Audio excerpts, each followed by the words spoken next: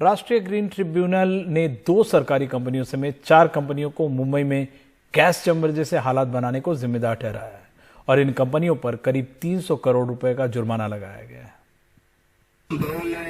2014 से चल रहे संघर्ष को अब कुछ कामयाबी मिलती नजर आ रही है। इनकी कोशिशों की वजह से ही राष्ट्रीय ग्रीन ट्रिब्यूनल ने 4 कंपनियों पर पर्यावरण को नुकसान पहुंचाने के लिए 286 करोड़ रुपए का जुर्माना लगाया है। इन पर आरोप है कि इन्होंने अस्थिर ऑर्गेनिक कंपाउंड्स पर्यावरण में छोड़े हैं। ग्रीन ट्रिब्यूनल ने कहा कि लंबे समय तक खतरनाक वायु प्रदूषण होने से फेफड़े और दूसरे अंग कमजोर पड़ जाते हैं। इलाके में हालात कभी कभी गैस चेंबर जैसे हो जाते हैं। अदालत ने इन कंपनियों पर जुर्माना लगाए।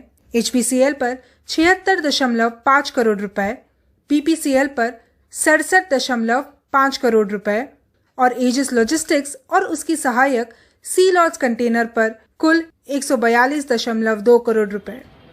इन इलाकों में वायु प्रदूषण नियंत्रण में लाने के लिए NGT ने 10 सदस्यों की एक संयुक्त समिति, जिसके सदस्य में केंद्रीय प्रदूषण नियंत्रण बोर्ड, पर्यावरण मंत्रालय और स्वास्थ्य विशेषज्ञ हो, 5 साल के अंदर पुनरुद्धार करने के क्रय योजना बनाने को कहा है।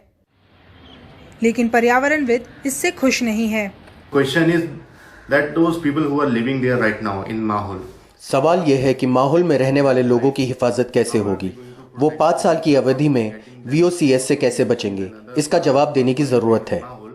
286 करोड़ ये तो बहुत मतलब उनको जुर्माना कम है, क्योंकि लोगों के वहाँ पे स्वास्थ्य इतना खराब है, लोगों से जान की बढ़कर कोई कीमत नहीं है। लोगों को वहाँ पे पुनर्वास नहीं होना चाहिए। जो 10 समिति सदस्य कमेटी बनाई है, वो कमेटी कुछ काम नहीं करेगी।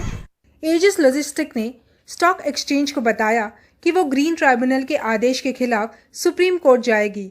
उसने ये भी कहा कि कंपनी ने IIT मुंबई, IIT चेन्नई और इंस्टीट्यूट ऑफ केमिकल टेक्नोलॉजी से काम लिया था और वो भी एजिस के इस पक्ष से सहमत थे कि मानकों का उल्लंघन नहीं हुआ है।